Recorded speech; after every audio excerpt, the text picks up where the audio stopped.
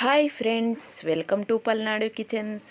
ఈరోజు హెల్త్కి ఎంతో చలవ చేసే పెసరపప్పు సగ్గుబియ్యం పాయసం చేసి చూపిస్తానండి. అందుకోసం ఒక గ్లాసు నేను సగ్గుబియ్యాన్ని ఒక అరగంట ముందు నానబెట్టానండి. నానబెట్టడం వల్ల సగ్గుబియ్యం ఒక 10 మినిట్స్లోనే ఉడికిపోతాయండి. చూశారు కదా, వాటర్లో అంతే వేసానండి. నానబెట్టిన వాటర్తో కలిపి వేసాను. అలాగే ఒక పావు గ్లాసు పెసరపప్పు తీసుకొని వాటిని కూడా బాగా నానబెట్టానండి.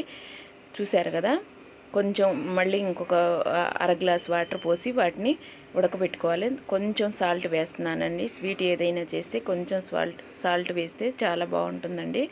చూశారు కదా, వీటిని బాగా ఉడికించుకోవాలి. మనం పెసరపప్పు సగ్గుబియ్యం కదండి, అందుకని అడుగంటకుండా మనం కలుపుతూ ఉండాలి.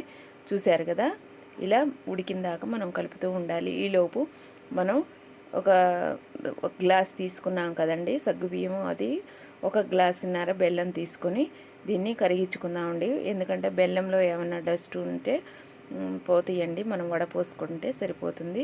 చూశారు కదా, ఇది ఉడికిపోయిందండి. పెసరపప్పు సగ్గుబియ్యం బాగా ఉడికిపోయినాయి. ఇప్పుడు దీంట్లో సరిపడినంత పాలు పోసుకోవాలి. చూశారు కదా, పాలు కూడా పోసేసానండి. పాలు పోసిన తర్వాత ఒక 5 మినిట్స్ ఉడికించుకుంటే సరిపోతుందండి. ఎందుకంటే ఆల్రెడీ మనం ఉడికిన తర్వాతే పాలు పోసాం కాబట్టి. చూశారు కదా, ఇప్పుడు మనం దీంట్లో బాగా ఉడికిపోయిన తర్వాత మనం బెల్లం లిక్విడ్ వేయాలండి. ఎందుకంటే ఉడకక తలికే వేస్తే ఉడకవండి తర్వాత. చూశారు కదా, ఇలా బెల్లాన్ని కరిగించుకొని వడపోసుకుంటున్నాను. చూశారు కదా, మీకు తీపి కావాలంటే కొంచెం ఎక్కువ వేసుకోవచ్చు, లేదంటే కొంచెం తగ్గించుకోవచ్చండి. మీరు బెల్లం కాకపోయినా పంచదారతో కూడా చేసుకోవచ్చండి.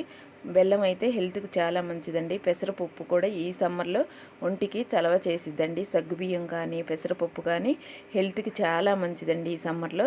చూశారు కదా, మనం బెల్లం వేసిన తర్వాత కొంచెం కలర్ మారిపోయిందండి. ఇంకా కొంచెం ఎల్లో కలర్లో కనిపిస్తుందండి. పెసరపప్పు వేసాం కదా, మీకు వీడియోలో కొంచెం కలర్ తగ్గింది. చూశారు కదా, నేను ఈలోపు 2 టేబుల్ స్పూన్లు నెయ్యిలో జీడిపప్పు కిస్మిస్ కూడా ఫ్రై చేసుకుంటున్నాను. ఇది ఫ్రై అయిన తర్వాత మనం రెడీ చేసుకున్న పెసరపప్పు సగ్గుబియ్యం పాయసంలో వేసుకోవాలి. ఇప్పుడు స్టవ్ ఆఫ్ చేసుకున్నాను నేను.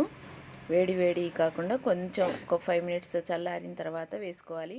ఈ వీడియో నచ్చితే లైక్